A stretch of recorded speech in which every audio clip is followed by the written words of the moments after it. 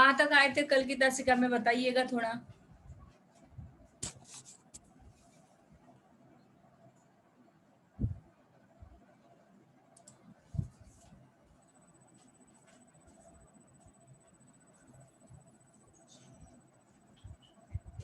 Please, कहाँ तक आए थे हम लोग? ऐसे ही आगे बढ़ जाए। रेहान उस लड़की को बचाता है। कौन सी लड़की? जो हिंदू थी। हाँ, चलिए, निकाली क्या प्रिंट आउट आपने इसकी? है आपके पास?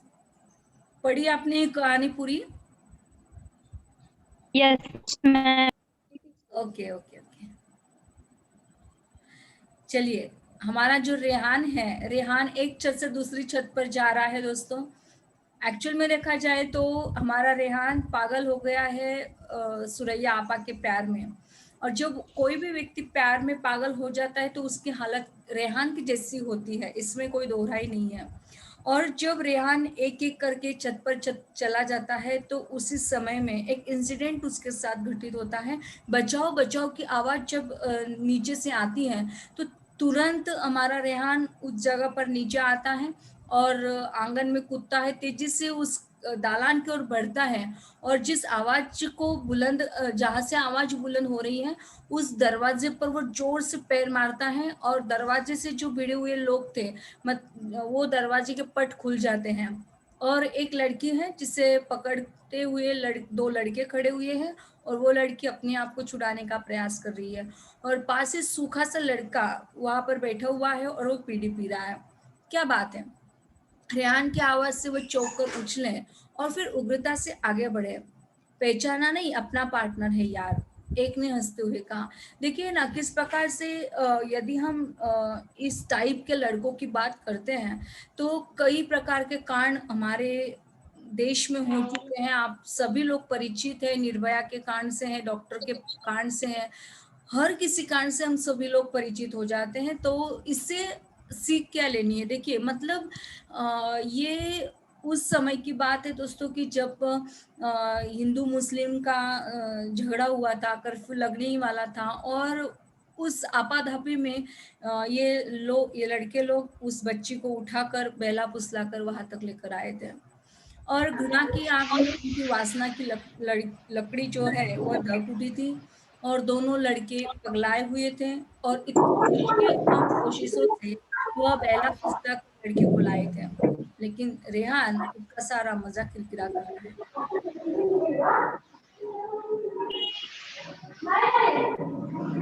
प्लीज आई रिक्वेस्ट यू, किसी का बैकग्राउंड साउंड चल रहा है वो हमें नहीं चाहिए। I request you, all of you, please, जिस किसी का भी वह साउंड है उसे ऑफ कर दीजिएगा। ओके। अब देखिए, जब इस प्रकार का वक्तव्य हमारा रेहान देता है कि छोड़ दो उस लड़की को, तो उनको बड़ी हमदर्दी हो गई है इस हिंदू लौंडिया से। दादा टाइप दूसरे लड़के ने गर्दन से रुमाल निकाल कर पैर मारते हुए बड़े शान बेनियाज में कहा, जिसने बीड़ी पी रखी थी।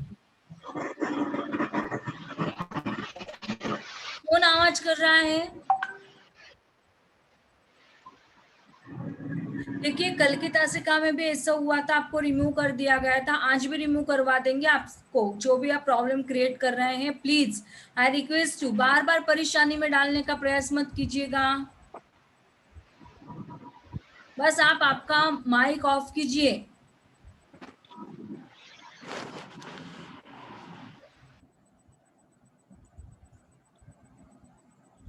हाँ, तो वह तीनों लोग एक दूसरे को समझाने का निरंतर रूप से प्रयास कर रहे हैं। रेहान को अपनी ही ओट में लेने का प्रयास करते हैं, लेकिन रेहान है कि उस लड़की को बचाने के लिए हरदम प्रयास करता है और इस प्रकार से जोर से मारता है कि उसके जुबान से एक लड़के के मुंह से खून का फुवारा निकल कर आता है। और हमने देख ही लिया कि रेहान एक तंदुरुस्त लड़का है और जिस कारण वह उस बच्ची को बचा पाता है और उस बच्ची पर छप्पर पर बिठाकर धीरे से बोलता है। अब देखिएगा, अब ये तीनों लड़कों को वो कमरे में बंद कर देता है और लड़की को लेकर कच्ची दीवार पर चढ़ जाता है। कल की तासिका में आप लोगों से सवाल किया गया था कि वो रास्ते से क्यों नहीं जा रहा है।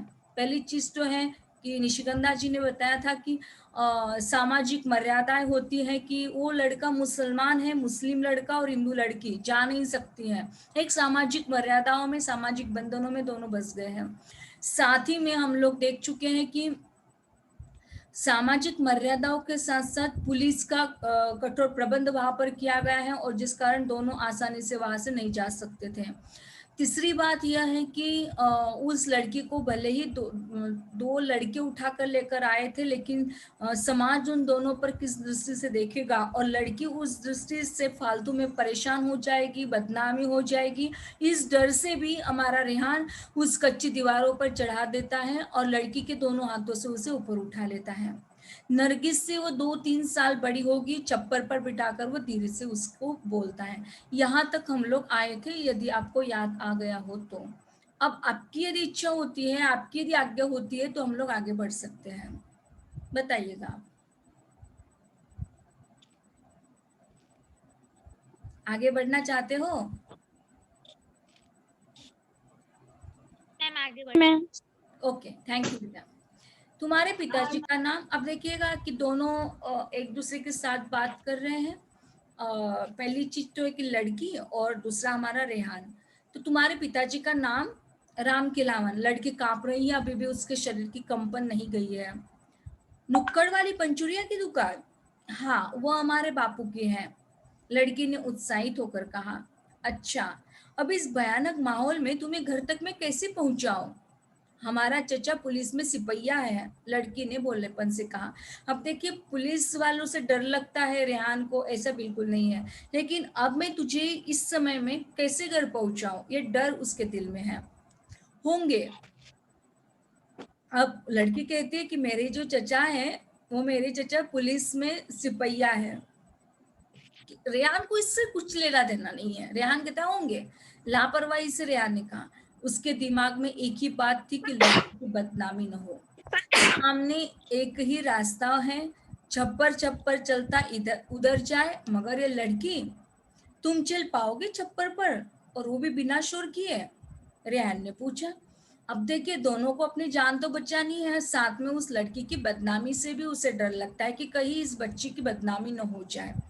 अब वो दोनों छप्पर पर जाना तो चाहते हैं, पर क्या लड़की बिना शोर के छप्पर पर चल पाएगी, चढ़ पाएगी, और क्या वह अपने घर तक पहुंच पाएगी?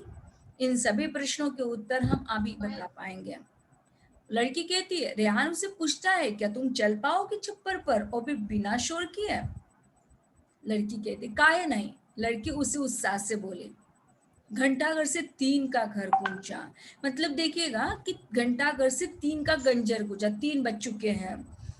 चलो, रेहान उठा, मगर भैया बीच में गली पड़ी है, ओका कैसे लांगा? मतलब देखिए कितनी प्यारी और यथार्थ भरी बात है बेटा। यहाँ पर देखिएगा कि एक मुस्लिम भाई है, एक हिंदू बहना है, मुस्लिम लड़का और हिंदू लड़की, लेकिन इन दोनों के डिस्टेंस को यदि हम लोग देखते हैं, तुरंत वो छोटी बच्ची क्या कहती है कि भैया बीच में गली पड़ी है। मतलब जब हम छप्पर छप्पर जा रहे हैं तो बीच में गली आएगी, तो ओका कैसे लांगा, मतलब उसे कैसे हम लांग सकते हैं, कैसे हम पार कर सकते हैं? चलो उठो। तो रेहान ने लड़की के सिर पर चपत मारी, मतलब उसने चपत मारी उसके सिर पर, और उठ तो जाओ भी यहाँ से। खामोश कदम छप्परों पर उठ रहे थे, कपरेल के बीच में रास्ता बनाते हुए काम जोखिम का था। तेज में भी रेहान को लड़की की बदनामी का डर लगा हुआ था। नीचे गलियों में गश्त करती हुई पुलिस भी ऊँग रही थी। लड़की को उसके घर की छत पर चढ़ाकर रेहान जब लौटने लगा तो सुबह का उजाला फैलने वाला था। सामने सुरैया का मकान गर्दन ऊंची किए खड़ा था। रेहान ने नफरत से मुंह फेर लिया। अब तक तो उससे प्यार करता था, लेकिन उसका प्यार अब नफरत में परिवर्तित हो गया। दावतनामा अम्मा के पलंग पर पड़ा था। अब देखिए ना, हमारे सुरैया की शादी होने जा रही है, और सुरैया की शादी का जो कार्ड है दावतनामा का, वह अम्मा के पलंग पर पड़ा हुआ है। सुनहरे हरफों से सुरैया और इम्तियाज का नाम लिखा हुआ था। आपको एकोत्तरीय प्रश्न मंजूषा में सवाल ऐसा पूछा जा सकता है कि सुरैया के पति का नाम क्या था? तो क्या नाम था, बताइएगा थोड़ा, क्लियर दिखाई तो दे रहा है बेटा आपको? स्क्रीन है ना हमसे बड़ी नहीं हो रही है। याद आपकी आवाज कट रही है बिटिया। अंकिता जुड़ी, दे रही मैम। अंकिता जुड़ी नहीं है क्या आज? अच्छा है Ankita. Yes ma'am. Okay okay ठीक है, चलिए यहाँ तक क्लियर हुआ? यहाँ तक क्लियर हुआ, आगे बढ़ना है बेटा। Yes ma'am. Yes ma'am. Okay okay okay चलिए। अपने रेहान ने मुंह फेर लिया, देखा तक नहीं सुरैया के घर पर, और अब सुनहरे अरफों से सुरैया और इम्तियाज का नाम लिखा हुआ था। परसों सुरैया की शादी थी। नायन ने बताया कि चौथी के दूसरे दिन सुरैया पाकिस्तान चली जाएगी। नायन के जाने के बाद अम्मा चुपचाप हाथ में कपड़े की बक्कियां उधेड़ती रही, मगर दत्ता ने कोसना शुरू कर दिया। नरगिस को एक ही बात समझ में नहीं आ रही थी कि हर एक से भिड़ने वाले निडर रेहान भैया सुरैया आपा से क्यों डर कर बैठ गए। बच्ची थी ना 7 साल की, मात्र 7 साल की बच्ची क्या समझे यार प्यार प्यार के चक्कर को, और क्या समझे कि किस प्रकार से रेहान की हालत सुरैया की वजह से क्यों होती जा रही है। कभी वो चील का सहारा ले लेती और चील बना देती सुरैया को। आखिरकार ऐसा क्या चल रहा है उसके दिल में। उसका उनका सारा जुल्म सह रहे हैं, जबकि हमेशा खुद कहते थे कि अम्मा जुल्म सहने वाला जालिम के हाथ और मजबूत करता है। तो क्या रेहान भाई की खामोशी सुरैया आपा के हाथ और मजबूत कर देगी? बहुत बड़े और भारी हो जाएंगे उनके हाथ। क्या अब छोटी सी बच्ची हैं, और छोटी बच्ची होने के बाद उसके दिल और दिमाग में किस प्रकार के प्रश्न उभर कर आ रहे हैं देखिएगा। उस सुर्रापा के सीने में मर्द का दिल है। अब देखिए ना, दद्दा जो है तो दद्दा हमेशा आपको बता ही दिया कि बूढ़े लोग जो होते हैं वो रोकथाम करते हैं और साथ ही में भला बुरा कहने में वो माहिर होते हैं, है ना? क्योंकि वो वास्तविक परिस्थिति का सामना करते हैं, करते ही आ रहे थे। और जिस कारण आज रेहान की हालत हुई थी, स्वाभाविक तौर पर दद्दा का ये जो कार्य है या ये जो वक्तव्य है इस प्रकार का देना नितांत आवश्यक भी था। उस सुर्रापा के सीने में मर्द का दिल है, इस निगोड़े के सीने में लड़की का दिल है। मतलब जब रेहान की बात चल रही है तो रेहान का दिल लड़की का है और सुरैया का लड़के का दिल है, मर्द का दिल है। उल्टी गंगा बह रही है। दत्ता सुरमेदानी में सुरमा भरती हुई बोली।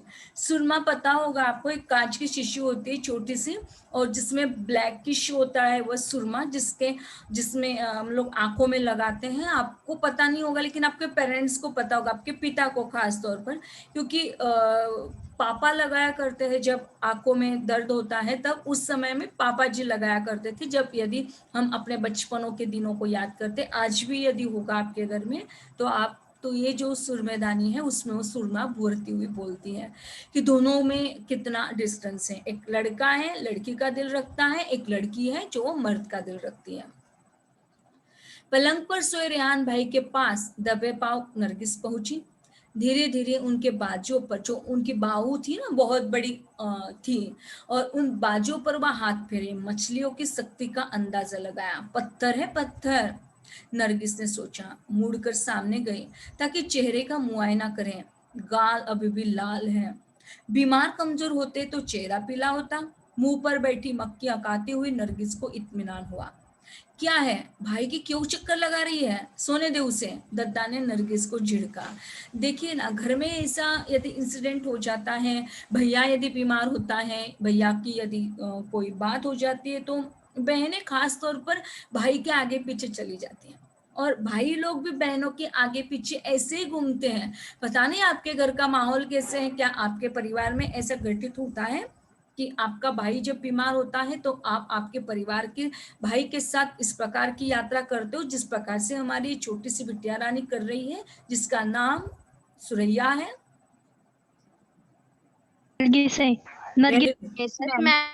वेरी गुड, आप लोग यहीं पर हैं। ये सारी बातें सुनकर बहुत अच्छा लगता है। देखिए, किसी पर भी भरोसा मत कीजिएगा, किसी पर भी नहीं, न तो हम पर न तो अपने आप पर भरोसा करना है तो only on your text book पर, क्योंकि टेक्स्ट बुक आपको कभी भी धोखा नहीं दे सकता। अभी हमने धोखा दे दिया आपको, क्योंकि वहां पर नरगिस थी, नरगिस बार बार अपने भाई की चक्कर काट रही थी, भले उसका भाई सोया हुआ था, लेकिन दद्दा उसे डांट देती है। वो कहती क्यों उसके पीछे हाथ धो के पड़ी हुई हो, क्यों उसके आगे पीछे कर रही हो, जाओ सोने दो उसे। अब देखिए हमारी नरगिस चुपचाप आसमान को ताकने के लिए बाहर चली जाती है। आंगन में चबूतरे पर बैठकर नरगिस चुपचाप ऊपर आसमान को ताकने लगी। नीले आसमान पर पंख फैलाए चीले उड़ ही रही थी। होली चल रही है क्या, हंसते हुए किसी का जुमला उछला। हाँ, ख्याल और परवाज की होली नहीं बल्कि चीता का है। अब देखिए रेहान जग चुका है और रेहान अब कागज के ढेरों से लपकते शोलों को देखकर कहता है, अब रेहान ने पता नहीं क्या क्या जलाया है, देखते हैं आगे उसके हाथों में क्या है और वह किस प्रकार के कागजों को जला रहा है। किसके ख्याल और परवाज की चीता है, सड़क से गुजरते हुए किसी ने पूछा। अब क्या जला रहा है देखिएगा, इकबाल शायर अंजीम जिसने पाकिस्तान बनने का ख्वाब देखा था। रेहान ने किताब के और पन्ने फाड़े और ढेर पर डाले और शोले लपके। अरे अरे रेहान, यार तुम वाकई पागल हो गए हो क्या, इसलिए सुबह सुबह इकबाल का दीवान मांगने आए थे, परेशान सा परवेज कह उठा। सब घरों से इकबाल को बटोर लाया। रेहान ने शोलों को ताकते हुए कहा, इकबाल की शायरी बहुत फेमस है, आपको पता होगा। आज भी यदि हम नेट पर डलवाते हैं तो इकबाल की शायरी आ ही जाती है। तो ये जो इकबाल की शायरी का जो बुक था, मतलब जो इकबाल के पेजेस थे वो सारे घरों से लेकर आया और उन्होंने क्या किया, रेहान ने उसको आग लगा दी। और जो मगर क्यों, परवेज ने पूछा। जो शायर दिलों को काटने की बात करते हैं, इंसानी रिश्तों को तोड़ने की बात करते हैं, उनका अदब कोयला है जिसे छूकर हाथ काले होते हैं और दिमाग तारीक। समझे मियां परवेज, रेहान ने वही गली में उकड़ू बैठते हुए कहा। अब रेहान गली पर चला गया है और गली पर ही वह आग लगाने का प्रयास करे। आपको पता होगा कि ग्रामीण आंचल में, जब ग्रामीण आंचल की बात करते हैं, आपकी सिटी में होता है यानी I don't know but you know that, कि यदि हम ग्रामीण आंचल में चले जाते हैं तो सर्दी के मौसम में बाहर अंगूठी लगाई जाती है और उस अंगूठी के आस पड़ोस में सारे परिवेश के लोग इकट्ठा हो जाते हैं ना। ठीक वैसे हमारा जो रेहान है बीच गली में ही उसने उस इकबाल के पन्नों को बांट दिया है, काट दिया है, और वो काटते हुए हर एक को आवाज नहीं आ आग रही लग। हाँ जी मैम, आपकी आवाज नहीं आ रही ठीक से। आवाज तो आ रही है। अंकिता, प्रगति, आवाज आ रही है बेटा? यस मैम, आवाज तो आ रही है। हमारी ओर से कोई प्रॉब्लम नहीं है बेटा, आपकी ओर से प्रॉब्लम होगा। हमारी ओर से ऑल क्लियर है। ओके, आप नेट में आकर बैठ जाइएगा तो हमारी आवाज आपको क्लियर आएगी।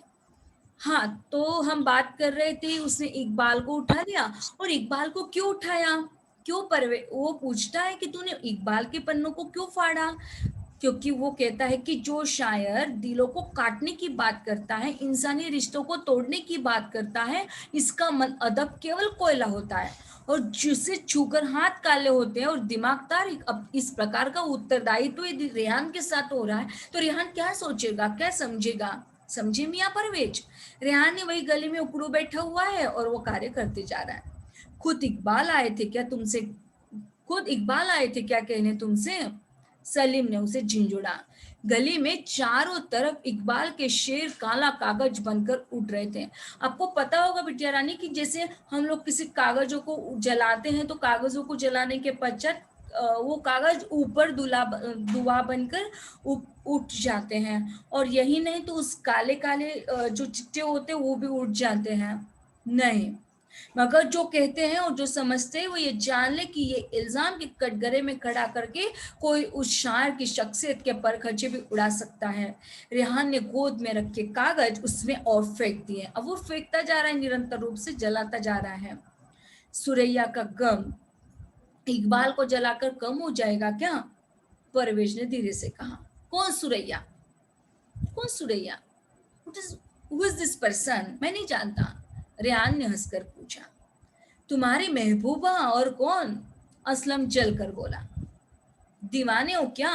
मेरी महबूबा मेरे दिल के दायरे में होती है। कितनी बड़ी और यथार्थपूर्ण बात है, देखिएगा क्या सोचता है रेहान आज।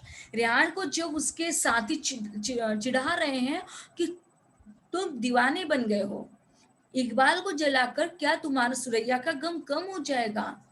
कौन सुरैया? रेहान पूछता है कि उस दिस पर्सन, कौन है ये सुरैया? तुरंत असलम कहता है तुम्हारी महबूबा, और कौन? दीवाने हो क्या?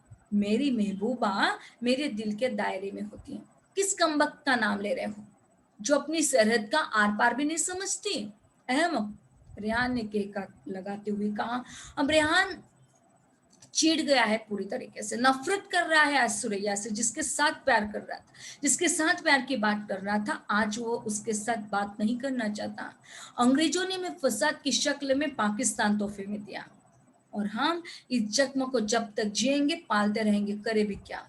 कर ही कुछ नहीं सकते हैं, अपाहिज जो ठहरे। रेहान ने बुझते अजले कागजों को डंडे से हिलाया। पूरी गली में जले छोटे बड़े कागज के टुकड़े उड़ रहे थे। डू यू इमेजिन बेटा, आप इमेजिन कर सकते कि आप इस प्रकार से गली में बैठा हुआ है रेहान, और कागजों को जला रहे हैं, उसके काले धुएं जो है ऊपर उड़े चले जा रहे हैं, और कागज के छोटे छोटे जो पन्ने हैं जो काले धागे के रूप में आ रहे हैं, वो भी टुकड़े के रूप में उड़ रहे हैं। यहाँ तक क्लियर हुआ जी आपको? आपकी आज्ञा है आगे बढ़ने की? Yes ma'am.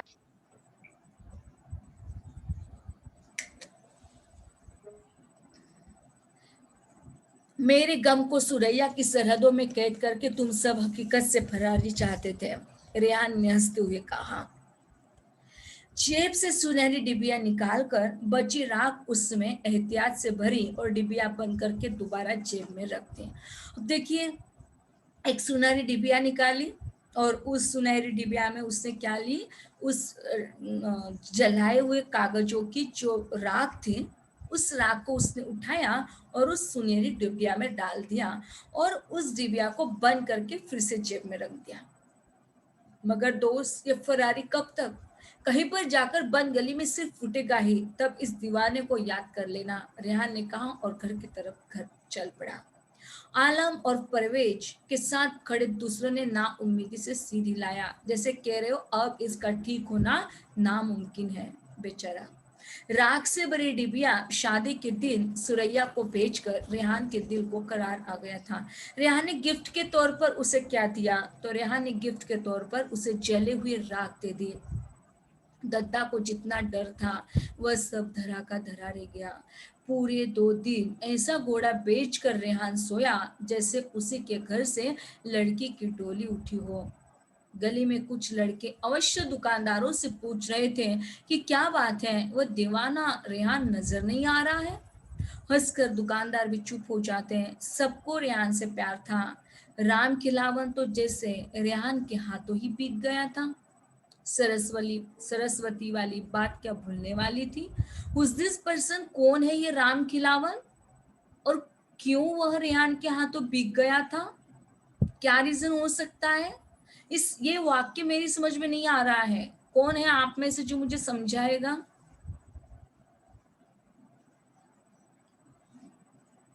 Do you accept this challenge? से बोलिए ना। हंसकर दुकानदार, अब लोग चिढ़ाते थे कि ये जो दीवाना रेहान है वो नजर नहीं आ रहा है, लेकिन हंसकर दुकानदार भी चुप हो जाते थे। सबको रेहान से प्यार था। राम खिलावन तो जैसे रेहान के हाथों बिक ही गया था। पहला सवाल मेरा आपसे है कि राम खिलावन रेहान के हाथों क्यों बिका था? क्या रीजन है? सरस्वती वाली बात क्या भूलने वाली है? कौन है ये सरस्वती, कौन है ये राम खिलावन, और क्यों रेहान के हाथों में वो बिक गया है? क्या रीजन है, बताइएगा।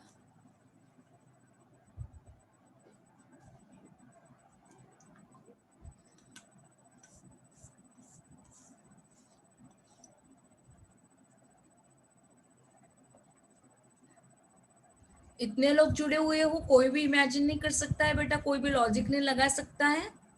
टीचर मैं बोलूं? हाँ जी बोलिए ना। जिस लड़की की मदद की थी उसने, शायद उसके पापा होंगे। शायद, है ना? शायद आप कंफर्म नहीं हो? नहीं, मैं कंफर्म हूँ, उसके पिता थे। देखिए पार्टी लग जाएगी। अंकिता भूख लगी है ना? पार्टी लग जाएगी विशाखा जी आप पर, है ना? आप कंफर्म होकर बात कीजिए। कंफर्म। पक्का पक्का, ठीक है। बिल्कुल सही कहा बेटा आपने कि ये जो लड़की है सरस्वती, तो सरस्वती राम खिलावन की बेटी है और हर कोई पिता चाहता है बिटिया कि उसकी बच्ची बहुत खुशहाली से अपने जीवन में रहे। और आज सरस्वती के साथ जो हो रहा था वो बहुत ही बुरा कांड हो रहा था, और जिससे बचाया केवल रेहान ने, और जिसके उपकारों के तले, उपकारों के बदले में राम खिलावन कुछ भी करने के लिए तैयार था। और इसलिए यहाँ पर वाक्य दिया जा रहा है, राम खिलावन तो जैसे रेहान के हाथों में बिक ही गया था। कोई ऐसी बड़ी बात नहीं होती। अपने घर में बहुत सारी प्रॉपर्टी है, खेत है, जमीन है, गाड़ी है, बंगला है, लेकिन इज्जत ही नहीं रहती है किसी अपनी बच्ची की, तो वह अपना जो पिता है, वह पिता अपनी नजर से उतर जाता है, समाज की नजरों से उतर जाता है। और जब इस प्रकार का उत्तरदायित्व होता है तो वह पिता अपने आप को मौत के घाट उतार देता है। ऐसा ही तो हुआ हमारे राम खिलावन के साथ। राम खिलावन की बिटिया जो सरस्वती है, वह सरस्वती की जान बचाई, इज्जत बचाने का प्रयास रेहान के द्वारा हुआ, और जिस कारण रेहान के हाथों राम खिलावन पीछे गया। क्लियर हुआ? उस लड़की का नाम आपको क्लियर हो गया अभी कि रेहान ने किस लड़की को बचाया था। आपको यदि इकोत्तरीय सवाल पूछे जाते हैं तो इकोत्तरीय सवाल में रेहान ने किस लड़की को बचाया? सुरैया, नरगिस और सरस्वती। सरस्वती। Very good. सरस्वती। सरस्वती। घर में सबने खुदा का शुक्र अदा किया कि खतरे के दिन खैर व आफियत से टल गए। शकूर भी मुतमईन से शाम को बैडमिंटन खेलने जाने लगे। अब तो कोई डर नहीं था, अब सारा जो मसला था वह हल हो गया, क्योंकि अब पता चल गया कि रेहान अब शांत हो गए। रेहान अब इतने दिनों से वह चंचल रूप से इस छप्पर से उस छप्पर जा रहा था, उत्तरदायित्व तो अच्छी तरीके से निभा नहीं पा रहा था, और आज वह सोया हुआ पड़ा है। तो सब लोग खुदा का शुक्र मनाते हैं। लेकिन अब देखिएगा, 2 दिन से रेहान का कोई पता नहीं है, घर नहीं लौटा था, जाता भी कहा था। या तो छप्पर पर बैठता चीखता चिल्लाता, या फिर गली में इधर उधर घूमता फिरता और फिर लौटकर चुपचाप पलंग पर पड़ जाता था। शकूर चाचा थक कर दत्ता के पास आकर बैठ गए। सब और देख लिया, सभी और, कभी इस छत पर बैठता चित्ता चिल्लाता, लेकिन आज क्या हुआ? अम्मा, तमाम ढूंढ लिया, अस्पताल में, नदी में, कुआं में, उस रेहान के बच्चे का कहीं पर भी पता नहीं है। अपने हिफ्जा मान में रखना परवरदिगार, दद्दा ने कहा। मतलब देखिए कि वह उसे बचाने का प्रयास कर रहे हैं। अजीब अजीब उन्हें शौक हुए हैं। कुछ दिन पहले राम खिलावन के घर से हाथ में राखी बंधवाए, माथे पर टीका लगवाए निकल रहे थे। अब अजीब शौक लगे, ऐसा उसे लगता है दद्दा जी को, क्योंकि देखिए ना कि राम खिलावन एक हिंदू होने के नाते उसकी बेटी ने उसे अपना भाई मान लिया, और जिस कारण भाई मानने के साथ साथ अब जैसे राखी आती है, राखी का त्योहार आता है, तो राखी के त्योहार में वो अपने हाथों पर राखी बांध लेता है। और मुस्लिम है, मुस्लिम टीका नहीं लगाते, लेकिन उसने माथे पर टीका लगा लिया। और अभी भी किसी डिसूज या गुरमीत सिंह के यहाँ पड़े होंगे सेकुल इंडिया का जाम पिए, हम यहाँ खून जिगर पिए उनकी बला से। मतलब अभी भी लगता है दद्दा को कि किसी न किसी जगह का गुरमीत सिंह है, डिसूज है, उनके यहाँ पर वो कुछ जाम पी रहा होगा। शकूर चाचा ने गुस्से से उबलते हुए कहा, परसों उनका मैच है, प्रैक्टिस पर नहीं जा पा रहे हैं।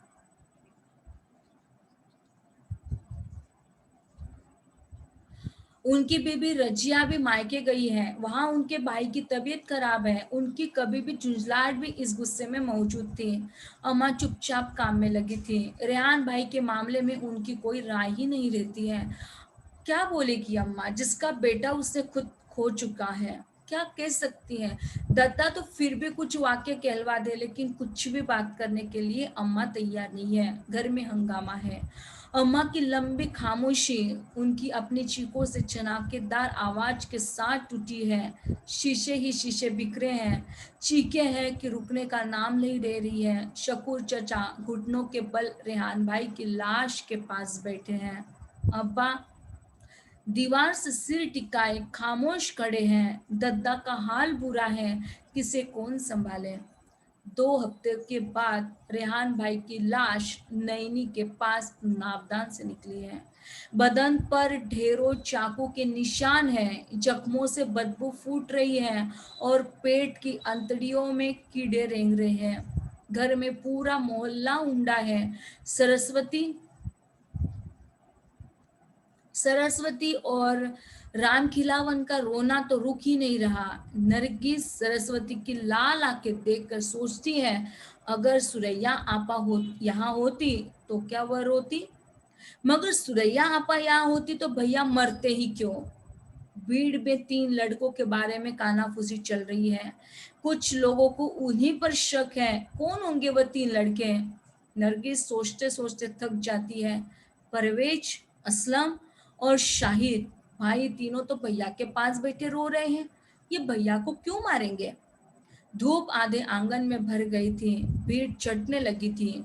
नरगिस अपने को बहुत तन्हा महसूस कर रही थी। उठकर चबूतरे पर बैठकर उकड़ू बैठ गई और आसमान की ओर ताकने लगी। नीले आसमान पर चिड़ै डैन उड़ा रही थी।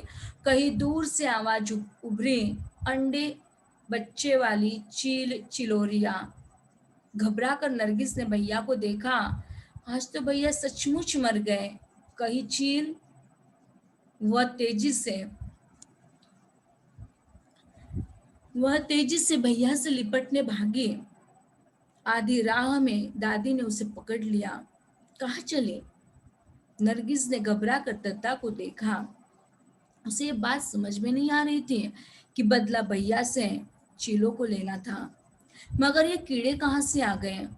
भैया तो चींटियों, कीड़े मकोड़ों को कागज से उठाकर घर में किनारे जाकर फेंकते थे, कहीं किसी के पैर के नीचे दबकर न मर जाए। फिर ये सब कीड़े भैया के बदन को क्यों काट रहे हैं। दद्दा ने उसे सीने से लिपटा लिया। सफेद मलमल की जंपर से उठती खुशबू में उसे भैया की महक आती लगी। दद्दा की आवाज दूर आते सुनाई पड़ी। सुरैया का गम इसे घून की तरह चाट गया। घून तो गेहूं में लगता है, खलीकुन गेहूं पचोटी हुई शिकायत करती थी। नरगिस को याद आया कि घून का चाटा खोखला गेहूं का दाना।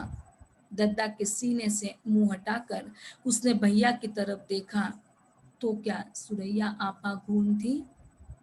और इस प्रकार दर्दनाक, त्रसित, व्यथित एक युवक की कथा को अभिव्यक्त किया नासिरा शर्मा जी ने। बहुत ही मार्मिक दर्दनाक कहानी है यह।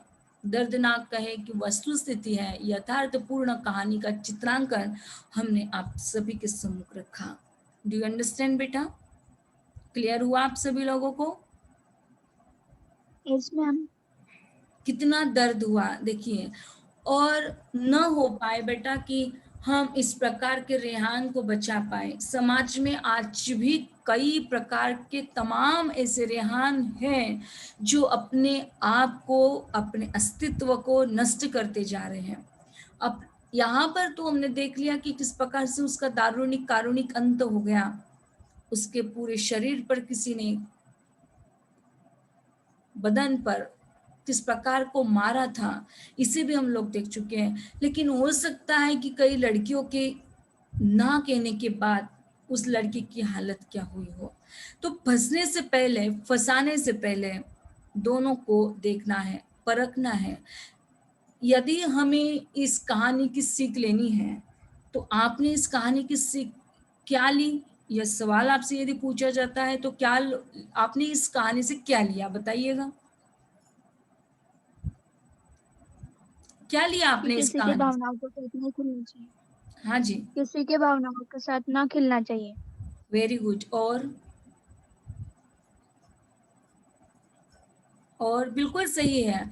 आपका नाम पता चल सकता है बेटा। आप हमेशा नंबर से जुड़ती हो। ज्योति मोरे। आप नंबर से क्यों जुड़ती हो बिटिया, आप नाम से क्यों नहीं जुड़ती हो। मैम पापा का आईडी नंबर डाला है इसलिए ओके ठीक है चेंज करना है वो। ओके ओके ठीक है, कोई बात नहीं। और क्या सीख लिया आपने? एक ही वाक्य में बता दिया कि किसी की भावना के साथ हमें खिलवाड़ नहीं करना चाहिए, ऐसा ज्योति जी का कहना है। और भी ढेर सारे बच्चे जुड़े हुए हैं। आपको क्या लगता है कि इस कहानी का परामर्श आपने क्या लिया?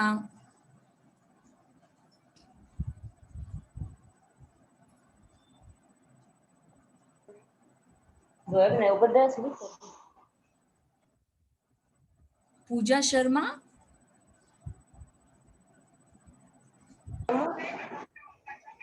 पूजा,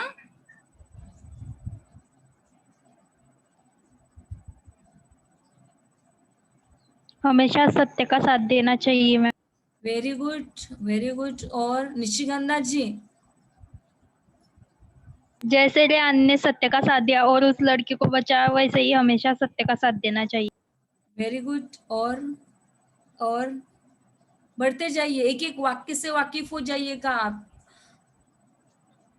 और कुछ कहना चाहते हैं आप? नहीं करना चाहिए, हाँ जी, साई जाधव। किसी पर ज्यादा भरोसा नहीं करना चाहिए। ओके ठीक है, आपकी आवाज क्लियर नहीं आ रही है बेटा, फिर भी समझ गए। और क्या सीख लिया आपने? कौन से भी धर्म से हो कि रिहान मुस्लिम था और सरस्वती हिंदू थी, तभी उसने उसे बहन मान के बचाया वो भाई बहन से। Very good very good. और हमेशा दूसरों की मदद करनी चाहिए, चाहे वो किसी भी धर्म का हो। Very good. और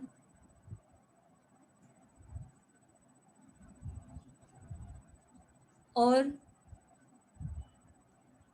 जो मुझे चाहिए, जो नासिरा शर्मा जी को आपसे एक यहाँ पर लेकर प्रण लेना है ना, उस प्रण की बात हम आपसे करना चाहते हैं कि कौन सी और बात आपसे निकालना चाहते हैं कि और क्या चाहिए आपको? इस कहानी का परामर्श आपने क्या लिया इस कहानी के? हमें जात पात को नहीं मानना चाहिए। हाँ जी, विशाखा जी बताइएगा बेटा। हमें हम लोगों को जात पात को नहीं मानना चाहिए। वेरी गुड बहुत बढ़िया। और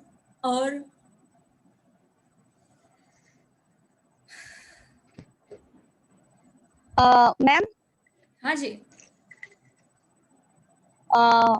मतलब एक लड़की की इज्जत क्या होती है, उससे उससे ज्यादा कोई महत्व नहीं है, किसी बात को महत्व नहीं है। और शर्मा जी ऐसा कहते हैं कि धर्म और जाति ये एक लड़की की इज्जत से ज्यादा बड़े नहीं है। Okay very good. और जब तक हमें सटीक जवाब नहीं मिलेगा तब तक ये और की यात्रा हम ऐसे ही करते रहेंगे। प्लीज फास्टली बताइएगा।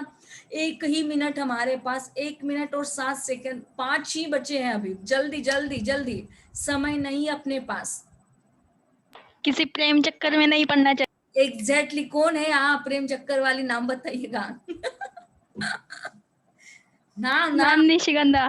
निशिगंधा, ओके। देखिए यहाँ पर एक ही बात हमें सटीक मोड पर ले जाती है कि कहानी का दारुणिक एवं कारुणिक अंत क्यों हुआ, किस कारण हुआ? केवल सुरैया की वजह से, है ना। रामायण घटित हुआ सीता के कारण, महाभारत घटित हुआ द्रौपदी के कारण, सरहद के इस पार चली गई सुरैया, लेकिन मृत्यु हुई रेहान के सुरैया आपा के कारण। रेहान की जो मृत्यु हुई उसका रीजन केवल मात्र प्यार का चक्कर है और कुछ नहीं है। अब देखिएगा, हम प्रेम के खिलाफ है, हाथ जोड़ के गुजारिश है भाई, हम प्यार के खिलाफ नहीं है, ध्यान में रखियो, है ना। किसी भी प्यार के खिलाफ नहीं है, न तो हम दोनों के प्यार के खिलाफ है और न ही आपके प्यार के खिलाफ, बल्कि हम आपको ये समझाना चाहते हैं बिटिया कि यदि आप किसी